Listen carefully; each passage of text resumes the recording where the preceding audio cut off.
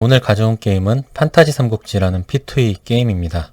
메인 홈페이지에 보면 NFT 메타버스 기반 4X 기능을 갖춘 SLG라고 되어 있는데요. 이게 도대체 어떤 게임인지 빠르게 이제 게임부터 좀 살펴보고 이야기 이어가도록 하겠습니다. 첫 번째는 게임 장르인데요. 게임 장르는 턴 기반 TCG 트레이딩 카드 게임이고요. 4X 전략 게임 요소를 가져왔다고 합니다. 4X가 뭔지 모르는 분들을 위해 간단하게 말씀드리면 이 4개의 단어, 그러니까 탐험과 확장과 개발과 그리고 학살이라고 해야 될까요? 이런 4가지의 요소들이 게임에 녹아있는 전략 게임을 4X 게임이라고 부릅니다. 이런 게임들을 생각하시면 돼요. 여러분들 아마 대부분 다 문명 이런 게임을 알고 계실 텐데요. 문명하고 비슷하다라고 생각하시면 될 것 같습니다. 다음은 이제 이 게임의 NFT 종류를 좀 살펴볼 건데요. 이 게임에 구현될 예정인 NFT는 총 5개의 종류가 있습니다. 첫 번째로 장군 NFT가 있고요. 그리고 두 번째로 탈 것, 말, 그리고 세 번째로 아이템, 그리고 네 번째로 빌딩, 건물, 그리고 마지막으로 땅. 그럼 이 각각의 NFT가 어떤 특징을 갖고 있는지 하나씩 좀 살펴보죠. 먼저 장수인데요. 딱 보시면 뭔지 감이 오시죠? 별 2개짜리 2개를 더했더니 3개짜리가 되는 총 4가지의 등급이 존재합니다. 이미지처럼 별 2개짜리 2개를 모아서 3개로 이제 등급업이 가능하다.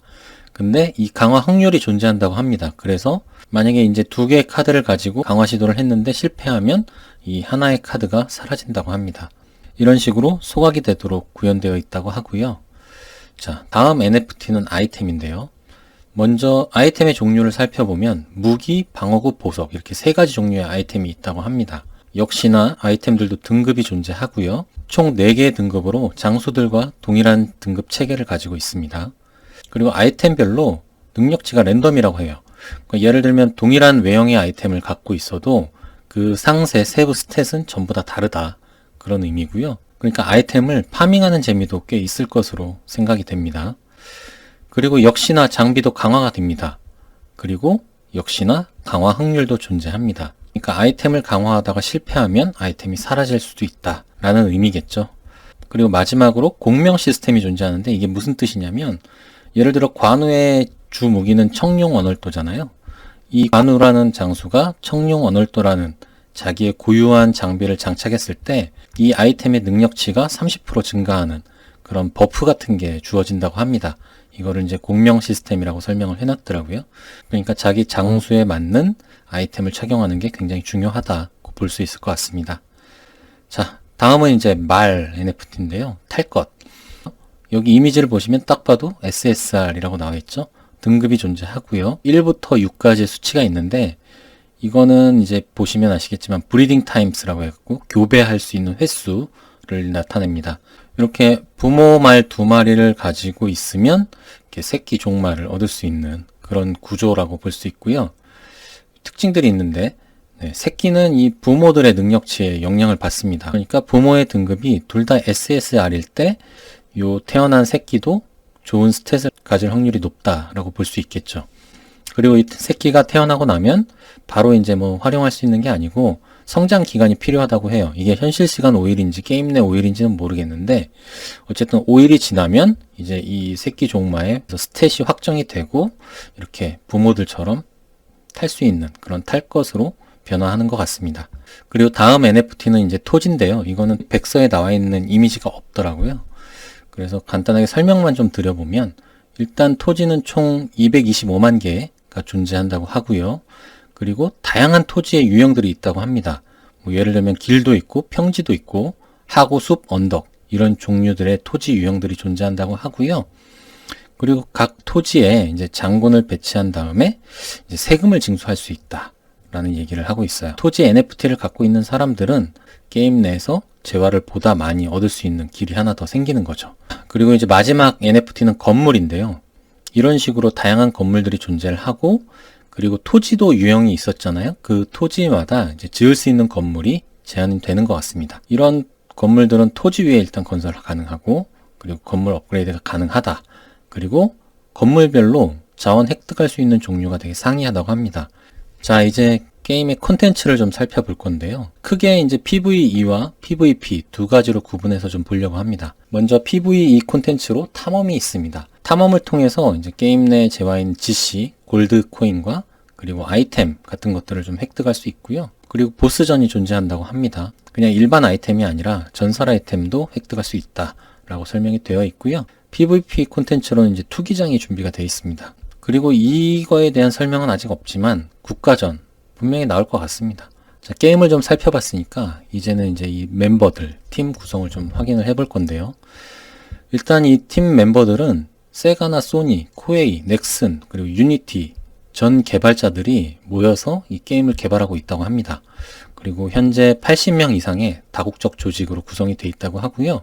백서에서 보니까 이 이미지 한 장이 나와 있더라고요. 이 각각의 역할은 이렇습니다. 왼쪽 상단에 계신 분이 대표이사고 오른쪽 위에 계신 분이 한국분으로 보이는데 저분이 이제 마케팅을 총괄하고 계시고 그리고 개발총괄, 기획총괄, 디자인총괄, 고문 뭐 이런 식으로 멤버 소개가 되어 있습니다. 좀 더 자세한 이력이 궁금하신 분은 홈페이지 가셔서 보시면 될 것 같고요. 네, 이제 토큰 경제를 좀 살펴볼 건데요. 일단 판타지 삼국지에 존재하는 토큰 두 가지 종류가 있습니다. 첫 번째는 GC라고 해서 골든코인. 이거는 이제 게임 내 골드 같은 개념이라고 생각하시면 돼요.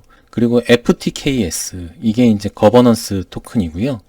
이거는 이제 어떤 식으로 얻을 수 있는지 뒤에서 좀 간단하게 설명을 드리겠습니다. GC와 FTKS가 어떤 관계냐? 이제 이 화면을 보시면 되는데요. 이 GC를 획득하기 위해서는 일단 게임을 플레이를 해야 됩니다. 그래서 게임을 하다 보면 이 GC를 얻을 수 있는데 이거는 어디에 쓰이냐? 장군 그리고 아이템, 발 뭐 이런 것들에 이제 사용이 된다라고 나와 있고요. 게임 내에는 이 GC 말고도 이런 자원들도 존재를 하는데요. 이 GC가 이 구매한 자원들을 통해서 아이템 제작도 할 수 있는 것 같고요. 그리고 이제 중요한 거는 이제 그럼 이 FTKS라는 걸 어떻게 얻느냐, 이 거버넌스 토큰을 어떻게 얻느냐, 이 GC를 스테이킹 하면 이 FTKS를 얻을 수 있습니다. 그래서 골드를 많이 획득해서 그거를 스테이킹을 해서 FTKS를 얻는 게 이 게임의 핵심 수익 구조라고 보시면 될 것 같습니다. 자, 이거는 이제 FTKS 토큰이 어떤 식으로 쭉 분배가 될 계획인지 적어 놓은 건데요. 여기서 저희는 뭐 다른 게 아니라 요 스테이킹 리워드 이걸 보려고 이 이미지를 넣어 놓은 거고요. 그럼 이게 무슨 뜻이냐? FTKS 전체 발행량의 49.5%는 오직 GC 스테이킹으로만 획득이 가능하다라는 얘기인 겁니다. 그러니까 이 골드를 많이 얻어서 스테이킹을 하는 게 굉장히 중요하다라는 걸 다시 한번 알 수 있는 대목이죠. 자, 이제 좀 수익화 구조를 볼 건데요. 유저 입장에서의 수익화입니다. 이 GC가 있고 FTKS가 있고 그러니까 이더가 있을 건데요. 이것들이 각각 어떤 관계인지 좀 살펴보려고 합니다. 먼저 GC를 얻는 방법은 PVE나 PVP 보상으로 얻을 수 있습니다. 지금까지 좀 계속 말씀을 드려왔고요. 그리고 내가 토지나 건물을 갖고 있으면 거기에서 발생하는 세금 이거를 또 수입으로 얻을 수 있습니다. 그 다음에 마지막으로 장군 NFT가 대여가 가능하다고 해요. 그러니까 내가 장군 NFT를 갖고 있으면 그거를 마켓 같은 곳에 올려서 타인에게 대여를 할 수 있는 구조인 걸로 보입니다. 그래서 만약에 누군가 내 NFT를 빌려가면 그 사람이 얻는 골드를 뭐 일정 부분 나하고 수익 쉐어하는 그런 구조가 될 것으로 보입니다. 그 다음에 이제 FTKS는 GC를 스테이킹하면 얻을 수 있다라고 말씀을 드렸었죠. 그리고 또 하나 얻는 방법은 이제 자기가 보유한 NFT를 판매해도 얻을 수 있을 겁니다.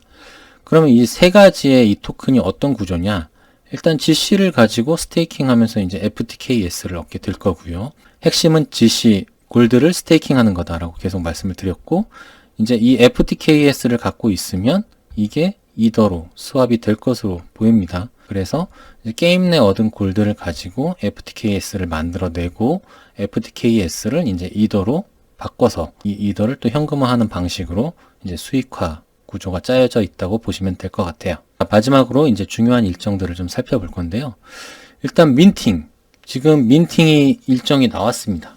1월 14일부터 이제 시작이 될 예정이고요. 지금 보고 계신 화면이 이제 민팅 페이지인데요. 메뉴에 있는 이 화이트리스트 스페셜 블라인드 박스는 이 화이트리스트에 선정된 분들만 구매하실 수 있는 거니까요. 요거는 그냥 넘어가기로 하고 이제 라운드 1부터 좀 살펴보면 라운드 1에서는 이제 두 가지 종류의 박스를 민팅을 할 수 있는데요. 에픽 박스가 있고 레전드 박스가 있습니다. 에픽 박스 안에는 총 5개의 NFT가 존재하고요. 레전드 박스에는 총 50개의 NFT가 존재하는데 여기에서는 이제 최소 2개의 SSR CE 제너럴을 얻을 수 있다고 합니다. SSR CE 제너럴은 이런 애들이에요. 되게 멋있죠? 이렇게 라이브 2D로 제작된 장군들 NFT가 이 C 등급의 장수인데요. 이런 것들이 2개 확정적으로 제공이 된다고 합니다. 민팅은 이렇게 시간이 지금 나와 있는데 1월 14일 화이트리스트 선정된 분들의 이 스페셜 블라인드 박스 민팅이 진행되고요. 이제 그 다음엔 24시간 이후마다 이렇게 라운드별로 민팅들이 진행이 될 예정입니다. 네, 이제 다음으로 다른 중요한 일정들을 좀 살펴보면 22년 2월 초에 IDO가 예정이 되어 있습니다. 이건 홈페이지에는 나와 있진 않은데요. 얼마 전에 그 CEO가 아마를 진행을 했었습니다. 그래서 거기에서 질의응답 중에 IDO 언제 할 거냐 물어봤더니 22년 2월 초에 할 거다라고 답한 부분이 있어서 제가 여기다 기록을 해뒀고요. 다양한 런치패드를 통해서 IDO를 할 거다, 준비를 하고 있다라는 답변을 했었습니다. 그리고 이제 중요한 게 이제 게임 출시가 도대체 언제냐라는 걸 텐데요. 2022년 2분기에 일단 개인별로 테스트할 수 있는 뭐 알파 테스트나 뭐 베타 테스트 같은 개념이겠죠. 그런 테스트 버전이 출시가 되고요. 그리고 2022년 4분기에 그러니까 올해가 거의 끝나갈 때쯤 돼야 정식 게임은 나온다라고 생각을 하고 계시면 될 것 같습니다.